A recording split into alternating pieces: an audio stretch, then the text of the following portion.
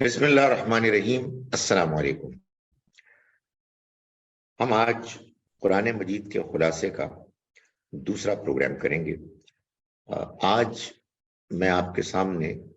سورہ بقرہ کی آیت نمبر 142 سے آیت نمبر 260 تک کا خلاصہ بیان کروں گا۔ ہم نے اب تک جو سورہ بقرہ میں پڑھا اس میں جو مضمون تھا وہ زیادہ بڑا بنی اسرائیل سے خطاب کا تھا،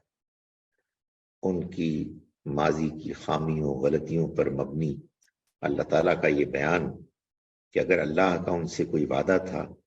تو وہ اس شرط پر مبنی تھا کہ اگر وہ اچھے انسان بنیں گے، اچھے مسلمان اللہ کے پیغام کے پیروکار بنیں گے تو اللہ تعالیٰ کی مہربانیاں اس دنیا میں بھی دیکھیں گے اور آخرت میں بھی کامیاب ہوں گے۔ لیکن ان کی تاریخ سے معلوم ہوا کہ انہوں نے بہت ایسا کیا کہ اللہ کے احکام کی نافرمانی یا براہ راست کی یا اس کی اصل اسپرٹ حقیقت کو انہوں نے نظر انداز کیا۔ چنانچہ اللہ نے یہ فیصلہ کیا کہ بنی اسرائیل سے یہ منصب لے کر بنی اسماعیل کو دیا جائے۔ اس کے لیے قبلے کو بدلا گیا، تحویل قبلہ ہوا، بیت المقدس سے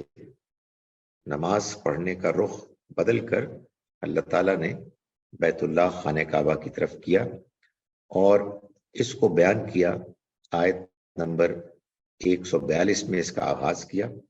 اور 143 میں اللہ تعالیٰ نے یہ بات واضح کر دی کہ وَكَذَلِكَ جَعَلْنَاكُمْ أُمَّةً وَسَطًا، اسی طرح سے ہم نے تم کو ایک درمیان کی امت بنایا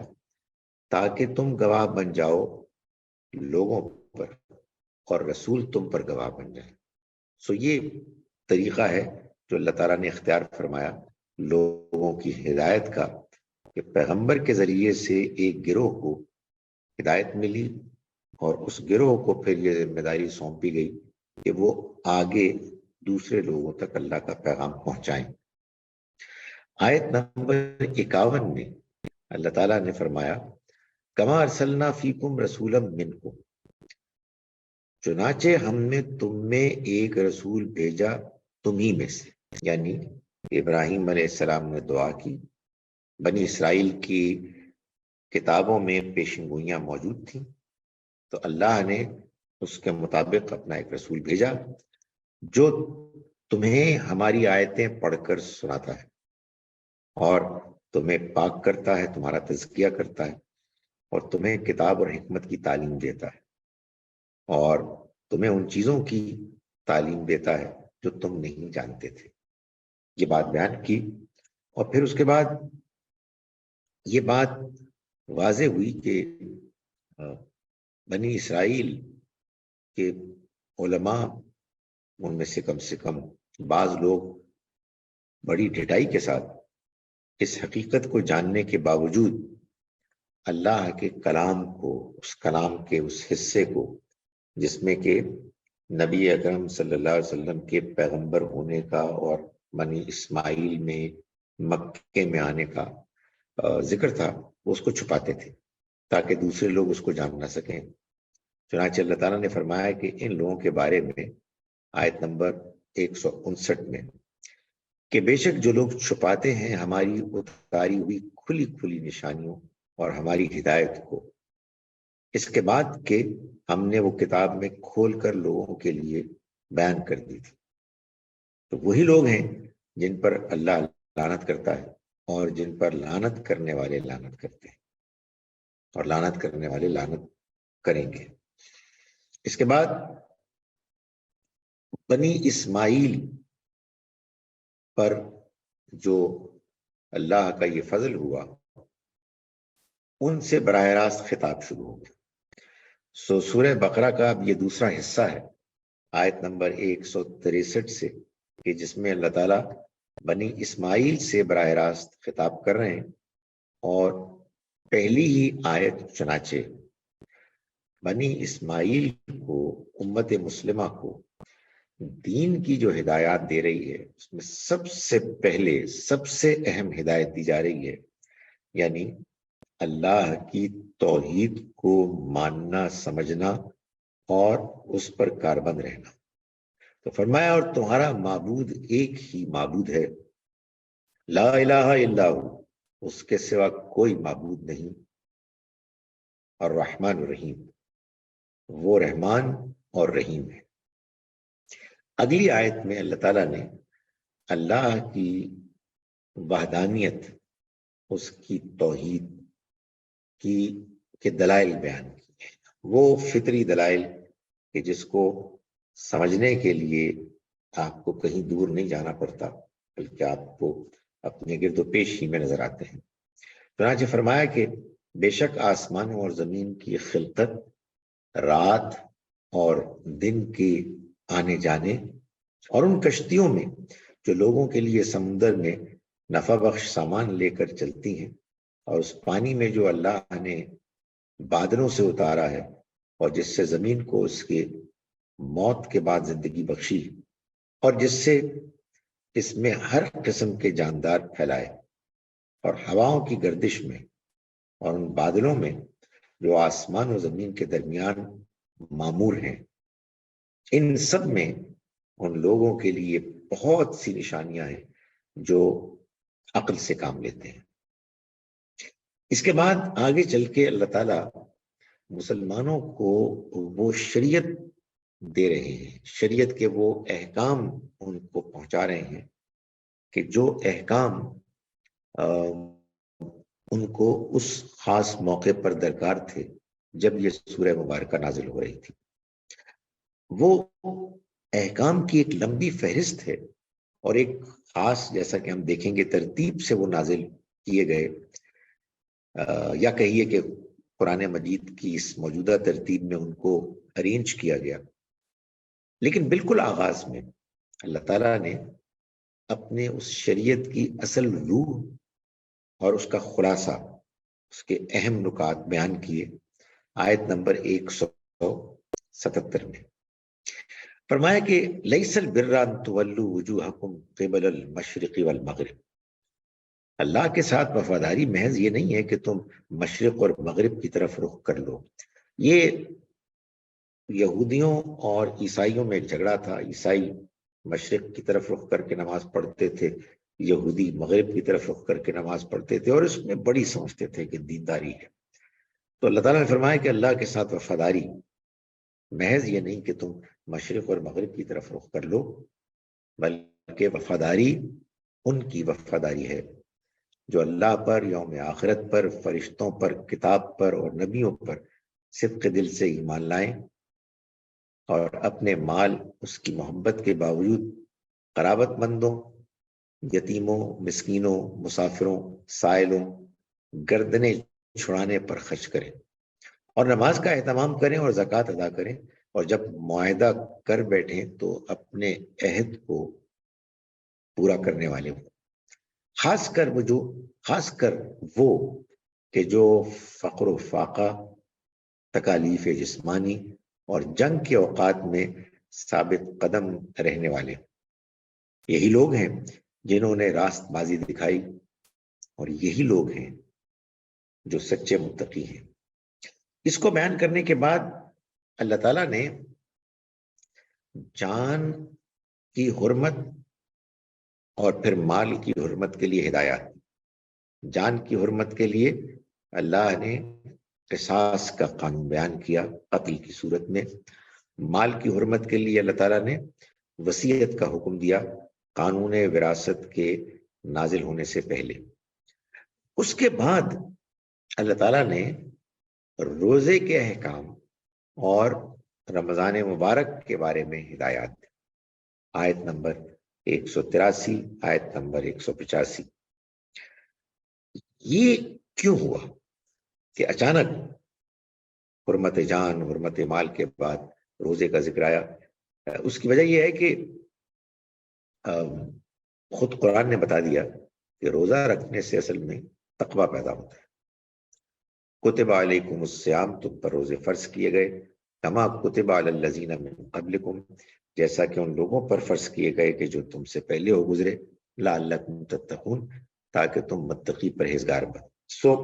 آپ شریعت پر عمل کریں گے تبھی جب آپ متقی پرہیزگار ہوں گے، آپ کے اندر خدا خوفی ہوگی، اللہ کی جواب دہی کا احساس ہوگا۔ آیت نمبر 185 میں البتہ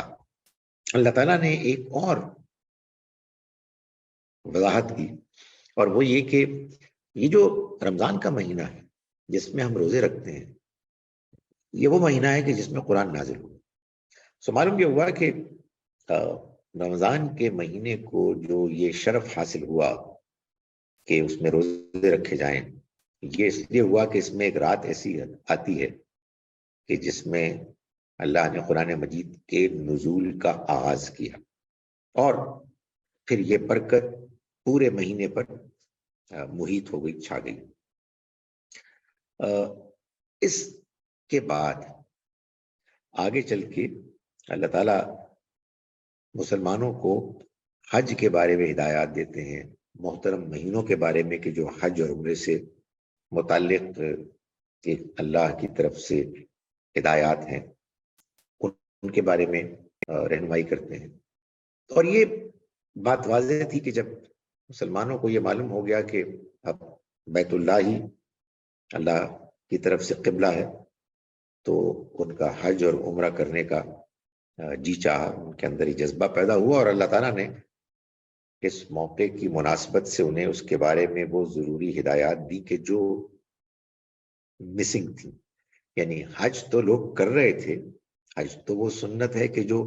ابراہیم علیہ السلام سے چلی آ رہی تھی، اس میں کوئی غلطی نہیں ہو رہی تھی، سوائے ان چیزوں کے کہ جو اس کی اسپرٹ میں کچھ مسائل پیدا ہو گئے تھے یا کچھ بدعات تھیں کہ جن کا اضافہ ہو گیا تھا، تو اللہ تعالیٰ نے ان کو بیان کیا۔ اس کے بعد جہاد کا ذکر آیا، اس لیے کہ حج جب مسلمان کرنے جائیں گے، اس دور کی میں بات کر رہا ہوں، تو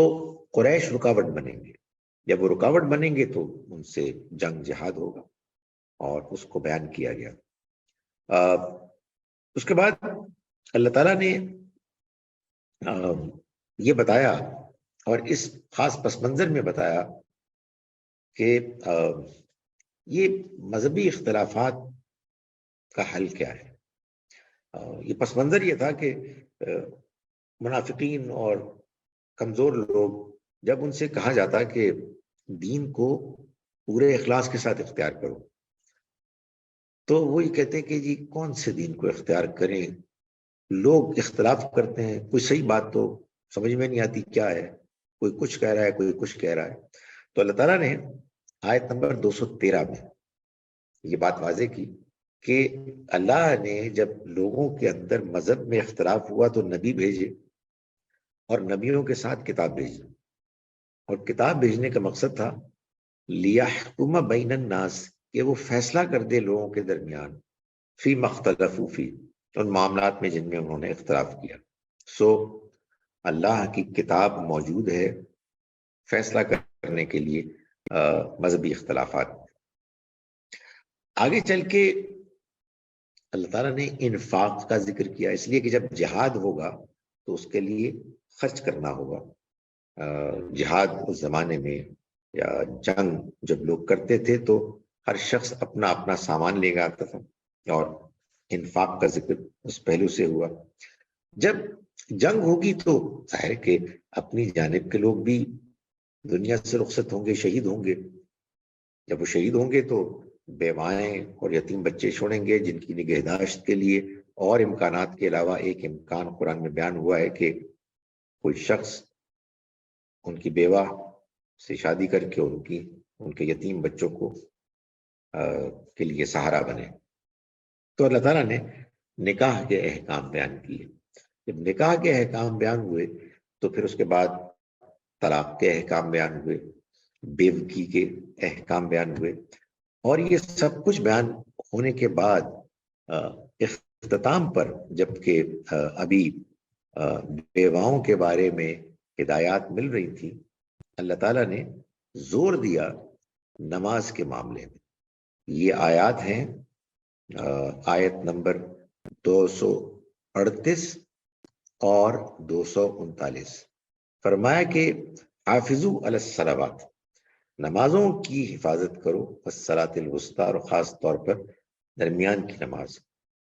اور نمازوں میں اللہ کے حضور فرما بردارانہ کھڑے ہو، اور اگر خطرے کی حالت میں ہو تو پیدل یا سوار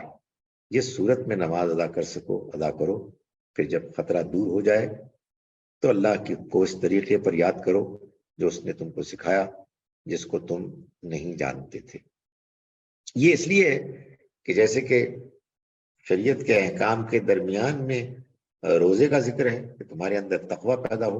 اسی طرح سے شریعت کے احکام کے بیچ میں نماز کا ذکر ہے تاکہ اللہ کی یاد تازہ رہے اور اللہ کے احکام پر عمل کرنے کا جذبہ زندہ رہے۔ اس کے بعد اللہ تعالیٰ نے جہاد کی پہلو سے، جہاد کی ہدایات، اس کے بارے میں موٹیویٹ کرنے کے لیے طالوت اور جالوت کا واقعہ بیان کیا، آیات نمبر 243 سے لے کے اور 252 تک۔ پھر اس کے بعد آیت نمبر 253 میں اللہ تعالیٰ یہ بتاتے ہیں کہ یہ آخر مذہبی اختلاف کیوں ہوتا ہے۔ جب لوگوں کو معلوم ہے کہ اللہ کے پیغمبر آ گئے، یہ حق ہے، تو پھر وہ جو مذہبی لوگ جانتے ہیں وہ کیوں اختلاف کرتے ہیں؟ تو اللہ تعالیٰ نے فرمایا کہ اصل میں بات یہ ہے کہ تلک الرسل فضلنا بعضهم علی بعض،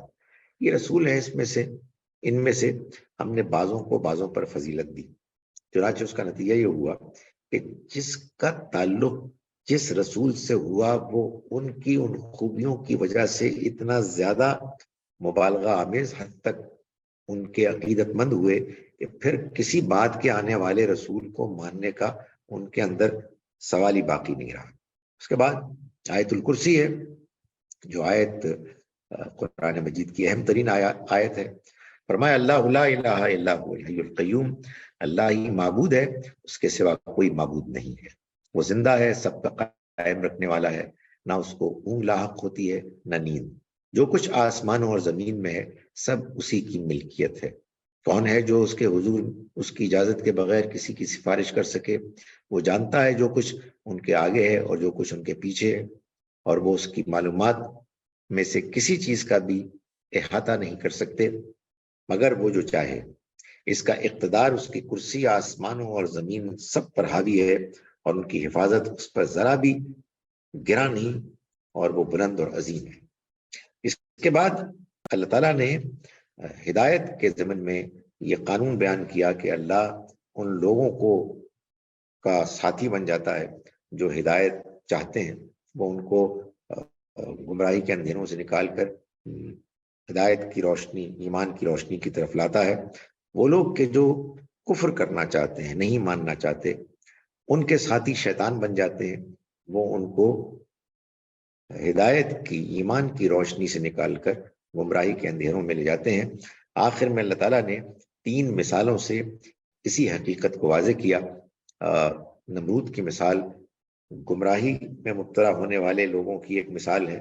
اور حزقیل اور ابراہیم علیہ السلام کی مثالیں ان لوگوں کی مثالیں ہیں کہ جنہوں نے کہ ایمان کو طلب کیا ہے، ہدایت کو چاہا، تو اللہ تعالیٰ نے ان کی چاہت اور ان کی اس جستجو کی قدر کی اور ان کو ہدایت کی روشنی دی، ان کے اپنے ذاتی زندگی کے تجربات کے نتیجے۔ اللہ تعالیٰ ہمیں قرآن مجید کی ہدایت کو سمجھنے اور اس کو اختیار کرنے، اس پر عمل کرنے کی توفیق عطا فرمائے۔